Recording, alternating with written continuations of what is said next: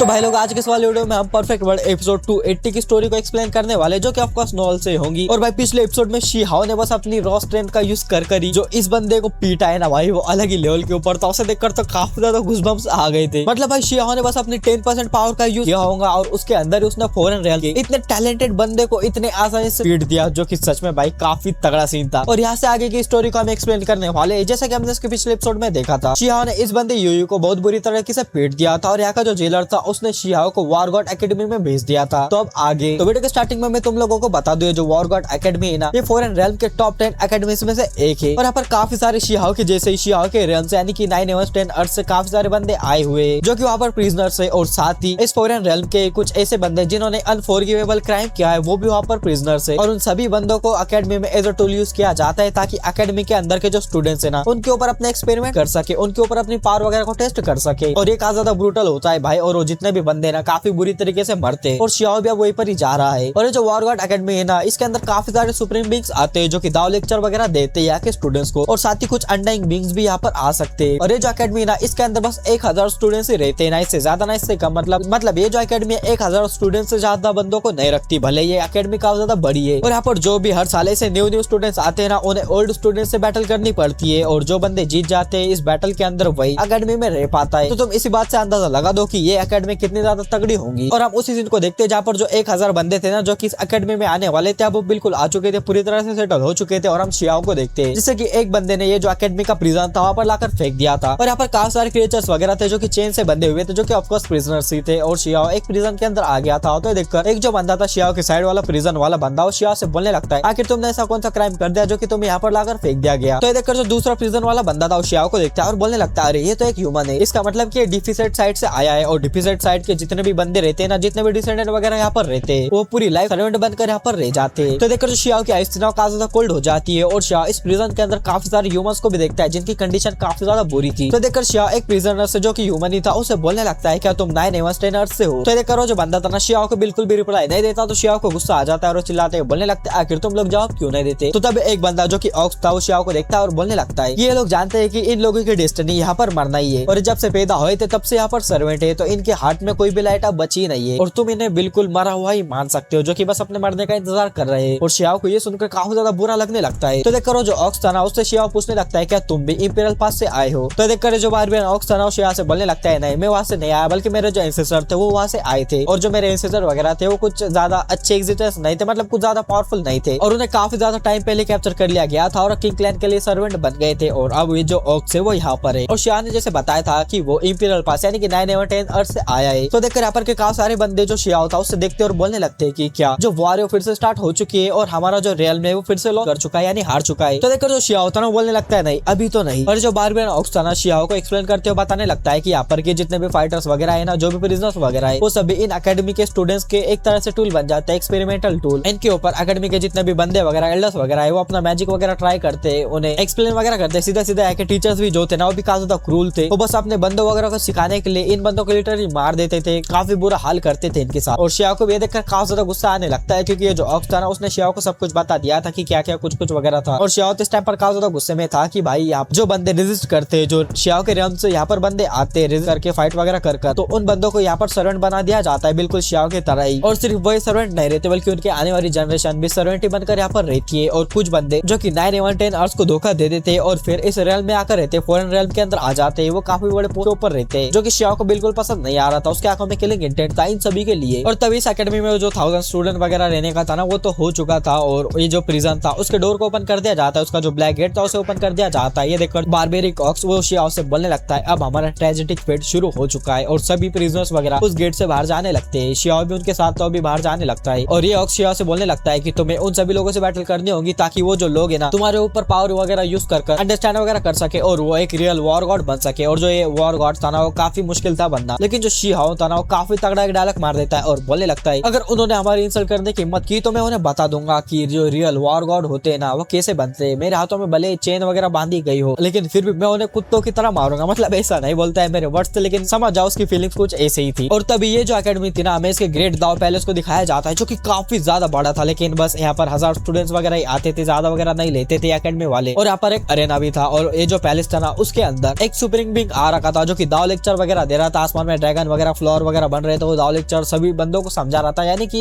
In academy के students को दाव लेक्चर वगैरह दे रहा था, उन्हें अच्छी तरीके से दाव के बारे में अंडरस्टैंड करवा रहा था। और जो बारबेरा कॉक्स वगैरह थे, शियाओ वगैरह, वो भी इस जगह के ऊपर आ जाते हैं, लेकिन जो बारबेरा कॉक्स था ना, उसे इस जगह को देखकर काफी ज्यादा बुरा फील होने लगता है, क्योंकि वो पहले भी यहाँ पर आ चुका था और यहाँ पर तगड़ी बैटल हुई थी, उसके अंदर वो बच गया था। लेकिन अब फिर से वो जो क्रूल फिट था वो स्टार्ट होने वाला था। और यहाँ पर जो स्प्रिंग बिंग आया था दाव लेक्चर वगैरह देने के लिए, वो लगभग अनडाइंग किंग लेवल को टच कर चुका था, यानी कि मान लो कि वो पीक पर था स्प्रिंग बिंग के। और शियाओ बाकी सभी बंदे यहाँ पर आ जाते हैं ना, वो दाव लेक्चर जो था वो खत्म हो जाता है। लेकिन जो शियाओ था थोड़ा सा उसने दाव लेक्चर सुन लिया था और उससे भी दाव को और अच्छे से समझने की इच्छा होने लगती है, उसके अंदर जो दाव समझने की इच्छा थी वो और ज्यादा बढ़ने लगती है। लेकिन जो दाव लेक्चर था खत्म हो जाता है। और जो स्प्रिंग बिंग यहाँ पर आया था फिर वो यहाँ से चला जाता है। और इस बंदे का दाव लेक्चर सुनना सभी स्टूडेंट्स के लिए काफी ज्यादा फायदेमंद था। और ये स्प्रिंग बिंग जब यहाँ से जाता है तो कुछ हाफ स्प्रिंग बिंग्स जो कि यहाँ के एल्डर्स थे, इस अकेडमी के एल्डर्स थे, वो यहाँ पर आ जाते हैं ताकि वो इन स्टूडेंट्स को और अच्छी तरीके से समझा सके। और तब यहाँ पर कुछ हाफ स्प्रिंग बिंग्स जो आए थे ना, उनमें से एक बंदा सभी यहाँ पर जो डिसाइपल्स वगैरह थे उन लोगों से पूछने लगता है कि तुम्हारे माइंड के अंदर अभी भी कोई डाउट है। तो देखकर एक जो बंदा था ना, एक डिसाइपल था, वो खड़ा हो जाता है और बोलने लगता है जब किसी क्रिएचर का पोटेंशियल पूरी तरह से एग्जॉस्ट हो जाता है तो उसकी एक्चुअल लिमिट कैसे समझी जा सकती है। तो देखकर वो जो हाफ स्टेप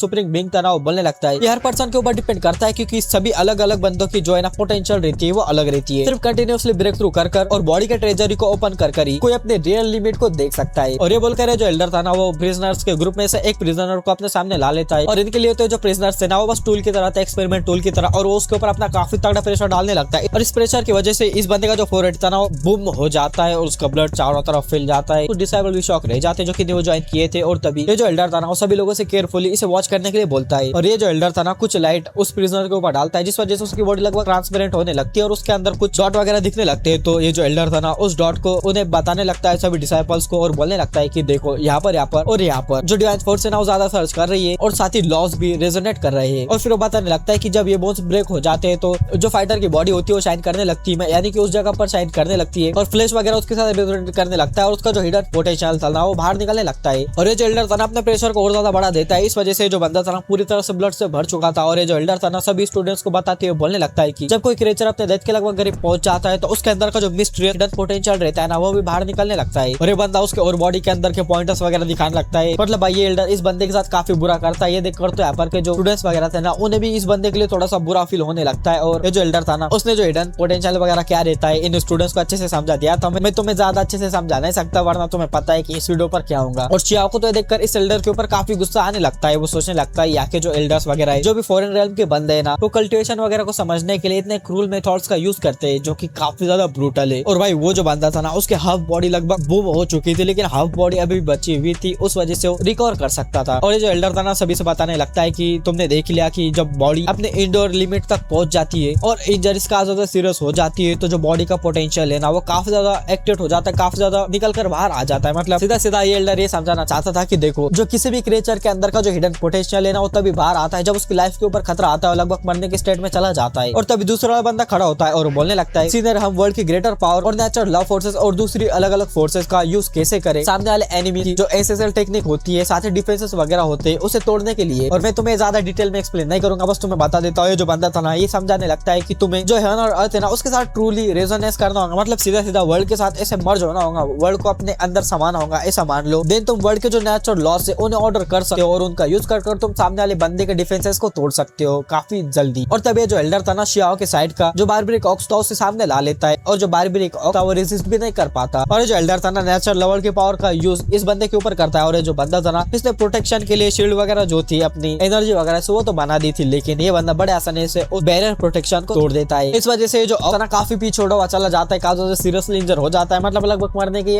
कगार के ऊपर ही आ गया था। और ये देखकर जो शिया होता है ना भाई, उसकी आइस काफी ज्यादा कोल्ड हो गई थी। और जो एल्डर था, आप सभी स्टूडेंट्स वगैरह को बोलने लगता है कि अब तुम खुद ये जो बंदे ना प्रिजनर्स वगैरह उनके ऊपर ये टेस्ट कर सकते हो। तो ये देखकर जो डिसाइपल्स थे ना, वो कुछ प्रिजनर्स वगैरह को अपने सामने लाने लगते हैं, कुछ लोग उनकी हिडन पोटेंशियल को देखने लगते हैं, कुछ लोग उनकी जो बैरियर्स वगैरह है उन्हें तोड़ने लगते हैं, मतलब उनके साथ फाइट वगैरह करने लगते हैं। सभी अपने अपने बंदों को ऐसे बुला रहे थे, उनके ऊपर एक्सपेरिमेंट वगैरह कर रहे थे। और जो बंदे कमजोर रहते हो तो मारे ही जाते। और जो बारबेरिक ऑक्स था वो शिया के पास आता है और वो शिया से बोलने लगता है अब तुम्हें समझ आ गया होगा कि ये जगह कितनी ज्यादा क्रूअल है। लेकिन जो बारबेरिक ऑक्स था उसकी भले हालत काफी ज्यादा खराब थी, लेकिन वो सर्वाइव कर गया था, वही उसके लिए हैप्पीनेस थी। और यहाँ पर एक जो डिसाइपल था ना, अपने एक्सपेरिमेंट वगैरह करने के लिए जो शियाओ था ना, उसे चूज कर लेता है। और शियाओ के बाल वगैरह सब कुछ बिखरे हुए थे, लेकिन शियाओ को जैसे ये बंदा देखता है ना, उसके फट के हाथ में आ जाती है और बोलने लगता है हुआंग। और यहाँ पर जितने भी डिसाइपल्स वगैरह थे, प्रिजनर्स वगैरह थे, सभी लोग शॉक रह जाते हैं हुआंग नाम को सुनकर ही, क्योंकि सभी लोग हुआंग के बारे में अच्छे से जानते थे कि भाई इस बंदे ने कितना बुरा मार रखा है फॉरेन रेल्म के कल्टिवेटर्स को। और जिस बंदे ने शियाओ को सिलेक्ट किया था ना तो पीछे हटने लगता है, लेकिन तभी उसके पीछे एक बंदा आता है और वो बोलने लगता है शियाओ को जो चेन्स वगैरह है ना उनसे सील किया गया है और उसकी जो पावर है ना पूरी तरह से सप्रेस है। तो अब ये बिल्कुल एक नॉर्मल सा बंदा है हमारे सामने। और साथ ही यहाँ पर वो जो एल्डर था ना जो कि हाफ स्टेप सुप्रीम बिंग था, वो भी बोलने लगता है कि हाँ शियाओ बिल्कुल एक नॉर्मल प्रिजनर की तरह है, तो तुम इसके ऊपर एक्सपेरिमेंट कर सकते हो। और यहाँ पर जितने भी डिसाइपल्स थे ना उन्हें शियाओ से काफी ज्यादा चिढ़ थी, क्योंकि भाई शियाओ ने काफी सारे उनके फॉरेन रेल्म के बंदों को मार रखा था और उनकी काफी बुरी बुरी बेइज्जती की थी, मतलब भाई पका कर खा लेता था सीधा सीधा। इस वजह से यहाँ पर के जितने भी डिसाइपल्स है ना काफी सारे शियाओ के ऊपर अटैक कर देते हैं, लेकिन शियाओ तो इन्हें किलिंग इंटेंट के साथ देखता है और इतनी स्पीड में मूव करता है ना इन बंदों को दिखता भी नहीं, और शियाओ इन्हें इतनी बुरी तरीके से मारता है, मतलब ऐसा समझ लो एक एक दो दो रेप्टे मारकर ऐसे फेंक दे रहा था, ऐसा ही समझ लो। लेकिन एक बंदा भाई शियाओ से छोड़ता नहीं, अपने चेन से उसके गले को पकड़ लेता है और भाई सीधा काम कर देता है भाई उस बंदे का। ये देखकर यहाँ पर के जितने भी बंदे थे ना वो काफी ज्यादा शौक रह जाते हैं, सभी कल्टिवेटर्स वगैरह डिसाइपल वगैरह था ना काफी ज्यादा शौक थे। अब उनके दिलों के अंदर शियाओ के लिए फिर से डर पैदा हो जाता है और वो काफी ज्यादा डरने लगते, कोई भी शियाओ के सामने भी आने की हिम्मत नहीं कर रहा था। तो देखकर वो जो एल्डर यहाँ पर सिखा रहा था ना उसे तो शियाओ के ऊपर काफी ज्यादा गुस्सा आ जाता है, लेकिन ऊपर से ऑर्डर था कि शियाओ को बिल्कुल भी मारा नहीं जा सकता। और अब यहाँ पर जो पूरा पैलेस है ना पूरी तरह से शांत हो चुका था, मतलब पूरी तरह से यहाँ पर शांति छा चुकी थी। शियाओ ने भाई कुछ काम ऐसा कर दिया था, मतलब सिर्फ यहाँ पर प्रिजनर्स मरते थे, डिसाइपल कभी भी नहीं मारता था, लेकिन शियाओ ने मार दिया था भाई एक डिसाइपल को, जो कि सभी के लिए काफी ज्यादा सरप्राइजिंग वाली बात थी और सभी लोग शियाओ से डरने लगे थे। लेकिन यहाँ पर के कुछ टीचर्स वगैरह जो थे ना भाई वो एल्डर्स वगैरह जो कि हाफ स्टेप सुप्रीम बिंग्स थे, उन सभी को शियाओ के ऊपर काफी ज्यादा गुस्सा आ गया था। वो तो उसे मार देना चाहते थे, लेकिन ऊपर से ऑर्डर था तो शियाओ को बिल्कुल भी मार नहीं सकते थे। मतलब खुद इमॉर्टल किंग्स वगैरह जो थे ना वो चाहते थे शियाओ को, और जितने भी इमॉर्टल किंग्स थे वो अभी यहाँ पर नहीं थे, और वो कहाँ पर थे तुम्हें वीडियो में आगे पता चलेगा। और तब एक एल्डर सामने आता है, शियाओ के ऊपर गुस्सा करता है और बोलने लगता है शियाओ आखिर तुम्हारी हिम्मत कैसे हुई एक बंदे को ऐसे किल करने की। लेकिन ये देखकर जो दूसरा एल्डर था वो सामने आता है और बोलने लगता है अरे चलो छोड़ो, ये बंदा ही वीक था मारा गया, लेकिन खैर वो जिंदा हो ही जाएगा। और वो जो बंदा मरा हुआ था ना उससे बोलने लगता है चल भाई आप उठ जा, इतना भी क्या डर रहा है शियाओ से। लेकिन वो जो बंदा था ना बिल्कुल उठ ही नहीं पा रहा था, मतलब उसकी जो लाइफ फोर्स थी उसका जो सर था ना उसके बॉडी से जुड़ नहीं पा रहा था। देखकर सभी लोग और ज्यादा शॉक रह जाते, क्योंकि शियाओ सीधा उसकी जो प्राइमल रीड थी ना उससे भी डिस्ट्रॉय कर दिया था। उसकी जो सोल थी मतलब भाई वो डिस्ट्रॉय हो चुकी थी, और एक बार सोल डिस्ट्रॉय हो जाए तो बंदा कंप्लीटली मारा जाता है। ये देखकर ये भाई जितने भी बंदे थे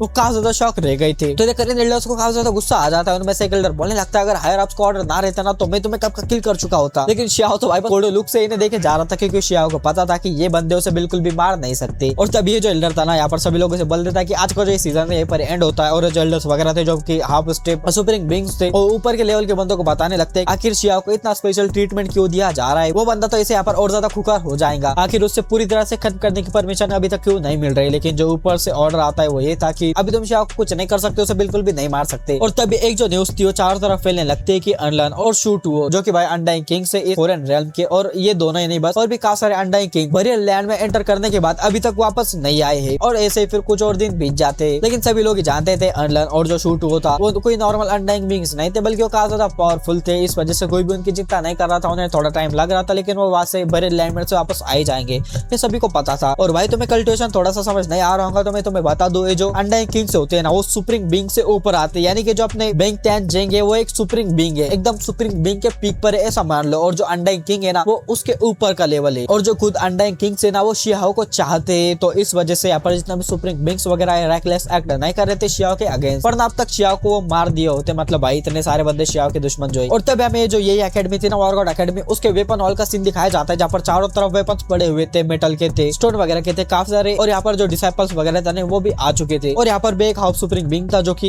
यहाँ पर जो डिसाइपल वगैरह थे उन्हें टीच करे जा रहा था कि ये जो वेपन्स होते हैं ना वो बॉडी का एक एक्सटेंशन माना जा सकता है। और जब वेपन और बॉडी ऑलमोस्ट एक हो जाती है तो उसे केयरफुली रिफाइन करना पड़ता है, और फिर फ्लैश के अंदर नर्चर होता है, और इससे तुम्हारा जो वेपन है ना वो काफी ज्यादा पावरफुल हो जाता है और तुम्हारे बॉडी के साथ परफेक्ट फ्यूज भी हो जाता है। और तभी शियाओ के साथ यहाँ पर और भी काफी सारे प्रिजनर्स को भी इस वेपन हॉल के अंदर भी लाया जाता है, ताकि ये जो स्टूडेंट्स वगैरह है डिसाइपल वगैरह है ना वो इन प्रिजनर्स के ऊपर अटैक वगैरह कर अपने जो वेपन की पावर वगैरह है वो टेस्ट कर सके। लेकिन इस टाइम पर शियाओ था ना भाई उसके बारे में सभी को पता चल चुका था, तो कोई भी अब ज्यादा शियाओ को ऐसे प्रो करना नहीं चाहता था। और साथ ही जो शियाओ था ना उसके ऊपर और ज्यादा चेन्स वगैरह बांध दी गई थी ताकि शियाओ की पावर लगभग खत्म हो जाए ऐसा मान लो। और तब यहाँ पर का जो एल्डर था सुप्रीम बिंग वो अपने स्पेयर को ऐसे आगे फेंक कर मारता है और काफी सारे प्रिजनर्स वगैरह के ऐसे पार कर जाता है स्पेयर, और इस वजह से उनके अंदर का जो ब्लड वगैरह था पूरी तरह से सूख जाता है, स्पेयर के अंदर आ जाता है। और ये जो स्पेयर था ना काफी सारा ब्लड वगैरह प्रिजनर्स वगैरह का एब्जॉर्ब कर लेता है, और फिर अपने लिमिट के ऊपर पहुंच जाता है, और काफी सारे प्रिजनर्स वगैरह मारे गए थे। और फिर ये जो एल्डर था ना वो सभी लोगों से बोलने लगता है कि अब ये जो स्पेयर है ना उसने अपने लिमिट तक एनर्जी एब्जॉर्ब कर दी है और वो और ज्यादा ब्लड को एब्जॉर्ब करेगा तो काफी ज्यादा विशेष हो जाएगा, और अपना जो ओनर रहेगा ना उसे भी हार्म कर सकता है। और यहाँ पर जितने भी प्रिजनर्स थे ना वो यहाँ पर आकर काफी ज्यादा ऐसा परेशान थे, क्योंकि वो जानते थे कि ये जो वेपन हॉल है ना यहाँ पर मारे जाते, काफी सारे मारे जाते इस वजह से। और तब जो बारब्रेक ऑक्स था ना उसके ऊपर एक डिसाइपल अपनी शॉट को मार देता है और वो जो शॉट थी ना ब्लड शॉट सीधा बारब्रेक के चेस्ट में घुस जाती है और उसके ब्लड को एब्जॉर्ब करने लगती है और जो बारब्रेक ऑक्स था वो लगभग मरने की हालत पे आ जाता है। ये देखकर अब शियाओ को बिल्कुल भी चुप रहता नहीं आता और वो सीधा अपने जो चेंज थी ना उसका यूज कर जो शॉट थी ना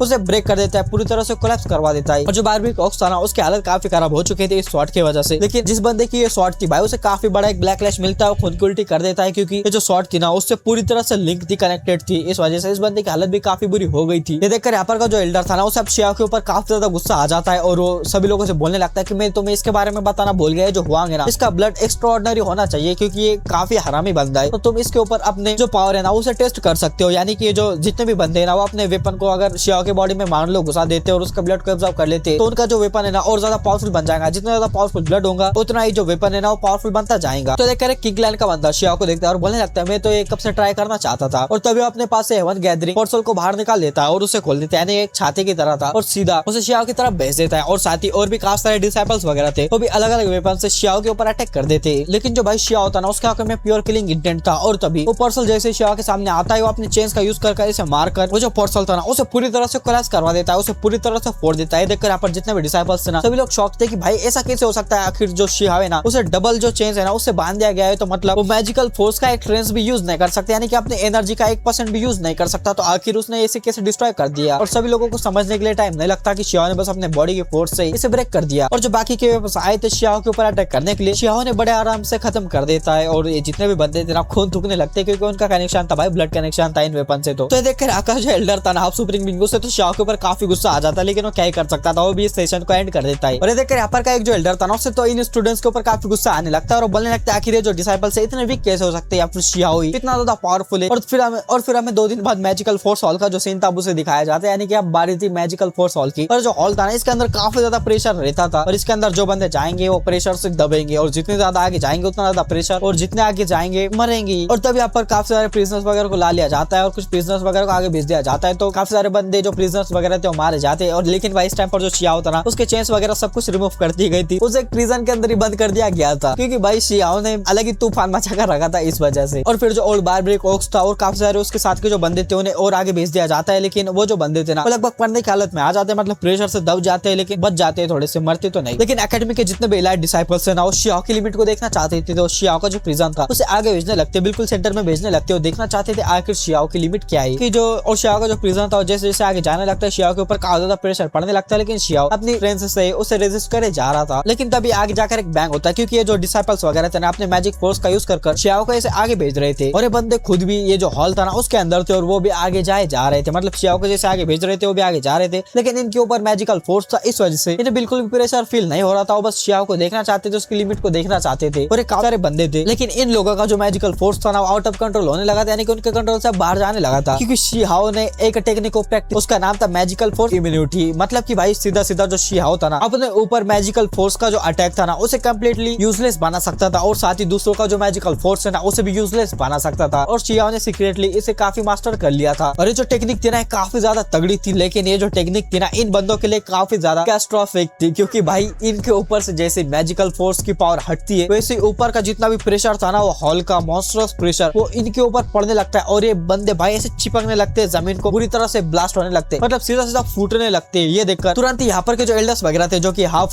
सुपरिंग बीइंग थे वो सभी लोग इन्हें बचाने के लिए आ जाते हैं, लेकिन उन्हें काफी ज्यादा टाइम हो चुका था क्योंकि भाई 83 बंदे यहाँ पर मारे जा चुके थे जो कि काफी बड़ा नंबर था। ये देखकर यहाँ पर के जो बंदे थे ना भाई जो सुपरिंग बीइंग्स थे वो काफी ज्यादा गुस्सा हो जाते शियाओ के ऊपर और वो बोलने लगते दिस इज डिजास्टर, ये कम्प्लीटली अनफॉरगिवेबल है। और ये जो न्यूज थी ना वो भी बाहर स्प्रेड हो चुकी थी और हमें जो एम्परर क्लैन के बंदे दिखाए जाते हैं, यानी कि एम्परर क्लैन के वही बंदे जो कि शियाओ को पिछले एपिसोड में परेशान कर रहे थे, यहाँ पर तुम्हें इमेजेस दिख रहे होंगे और उनमें से एक बंदा हंसते हुए बोलने लगता है आहा अब मजा आएगा, ये तो काफी ज्यादा इंटरेस्टिंग है, हमारे पास इतना एक ग्रेट ट्रेनिंग पार्टनर है तो उसे हम मिस करना वेस्ट बिल्कुल नहीं कर सकते। ये देखकर जो दूसरा वाला बंदा था वो भी बोलने लगता है हाँ ये तो काफी ज्यादा मजेदार होगा, अभी तो हम अंडे की जो रिमेन्स वगैरह थे उसे ढूंढे जा रहे थे, लेकिन इस बाद में करेंगे, पहले हम शियाओ को देखते हैं। और अब सभी जो बंदे थे शियाओ के पास जाने वाले थे, लेकिन तभी उन्हें एक तगड़ी न्यूज मिलती है और वो न्यूज ये थी कि जो गू क्लैन है वो मूव कर चुका है। और तुम गू क्लैन नाम सुनकर शॉक नहीं होंगे यहाँ पर, बट यहाँ का जो गू क्लैन है वो बीटीएच वाले से काफी अलग है, मतलब है तो दोनों ही पर यहाँ पर का जो गू क्लैन था फॉरेन रेल्म के अंदर का, वो एम्परर क्लैन जो है ना, जो कि एकदम टॉप के क्लैंस होते हैं, उन्हें एम्परर क्लैंस कहा जाता है, वो बिल्कुल उनके लेवल का आता था। मतलब वो खुद एक एम्परर क्लैन नहीं था, लेकिन उसे बिल्कुल भी जरूरत नहीं थी किसी एम्परर क्लैन के सामने झुकने की। मतलब पावर तो काफी ज्यादा तगड़ी थी भाई क्लैन की। और ये जो बंदे थे ना, इन्हें इतना पता चलता है कि जो गू क्लैन है वो शियाओ को ले जाने के लिए आया। तो शियाओ था उसके ऊपर कुछ एक्सपेरिमेंट वगैरह करने चाहते हैं। यिंग यांग फर्नेस जो कि उनके गू क्लैन का एक स्पेशल फर्नेस है, उसके अंदर उसे रिफाइन करना चाहते थे। लेकिन जो वारगॉट एकेडमी है उन्होंने उन्हें परमिशन नहीं दिया था, बल्कि वारगॉट एकेडमी का जो मेडिसिनल हॉल था ना, वहाँ पर थे और शियाओ को वहाँ पर वो लोग रिफाइन करने वाले थे। मतलब सीधा सीधा भाई शियाओ को जिंदा पिल बना देने वाले थे, उनकी कल्टिवेशन वगैरह बढ़ाने के लिए, जो कि काफी ज्यादा क्रेजी होने वाला है भाई। और ये वुकोन, किंगकोन, यूयू, मतलब ये जितने भी एक्सपर्ट है ना ये अभी के लिए एम्परर क्लैन के, वो सभी लोग इस शियाओ को देखना चाहते थे। वो बिल्कुल भी शियाओ को ऐसे वेस्ट करना देना नहीं चाहते थे। वो भाई एम्परर क्लैन से थे तो वो जाकर शियाओ को देखना चाहते थे। अब ये सभी लोग ही शियाओ को एक तरह से बचाने के लिए नहीं, बस उसे देखने के लिए इसे जाने लगते, क्योंकि भाई शियाओ को वो मरने नहीं दे सकते थे, क्योंकि जो खुद अनडाइंग किंग्स थे उन्होंने कहा था कि शियाओ अभी के लिए मर नहीं सकता। मतलब उनकी तरफ से ऑर्डर था शियाओ को मारा ना जाए, क्योंकि वो शायद कुछ एक्सपेरिमेंट करने थे शियाओ के ऊपर। लेकिन ये जो गू क्लैन था ना, ये 9 हेवंस का था। मतलब ये सीधा सीधा ट्रेटर क्लैन था। अब वो फॉरेन रेल्म के अंदर आ चुका था। तो जो गू क्लैन वाले थे ना, कुछ इन्फॉर्मेशन शियाओ के माइंड में से निकालना चाहते थे कि बाहर अभी क्या चल रहा है 9 हेवंस के अंदर, कुछ ऐसा था। लेकिन तुम्हें जैसा कि पता है कि एक एल्डर बाहर का जो था ना, उसने शियाओ के माइंड के ऊपर जो मेमोरीज वगैरह थी ना, उसके ऊपर सील लगा दी गई थी। अगर कोई भी उसके मेमोरीज वगैरह सर्च करने का ट्राई करेंगे या फिर किसी भी मेथड से खोलने का ट्राई करेगा, तो शियाओ की बॉडी एक्सप्लोड हो जाएंगे। तो कोई भी शियाओ को मरने दे नहीं सकता था, क्योंकि जो अनडाइंग किंग्स थे वो अभी भी वो जो किसी रेल्म में गए, वो अभी वहां से बाहर नहीं आए थे। तो ये जितने भी यंग जीनियस थे वो मेडिसिन हॉल में जाने लगते। और भाई वहाँ पर तो काफी ज्यादा मजा आने वाला है, क्योंकि शियाओ को भाई लिटरली ये लोग एक पिल के अंदर रिफाइन कर देने वाले हैं। लेकिन जो तगड़ी बात है वो ये है कि शियाओ को वहाँ पर भाई एकदम तगड़ा फॉर्चून भी मिलने वाला है। मतलब भाई ऐसा मान लो कि जो शियाओ है ना, उसे अपने लाइफ का जो सब में बड़ा फॉर्चून है वो वहीं पर ही मिलेगा। मतलब काफी तगड़ा फॉर्चून रहने वाला है। वो तो देखने में काफी मजा आएगा। और फिर शियाओ वहाँ पर क्या क्या कांड वगैरह करेगा वो तो तुम्हें इसके नेक्स्ट एपिसोड में देखने के लिए मिलेगा। तो इस वीडियो को पर एंड करते तो तुम मुझे कमेंट में बताओ क्या मैं इसका नेक्स्ट पार्ट भी डालूं। वैसे तुम्हारी जो बीच की वीडियो है वो तुम्हें कल या परसों देखने के लिए मिल जाएगी।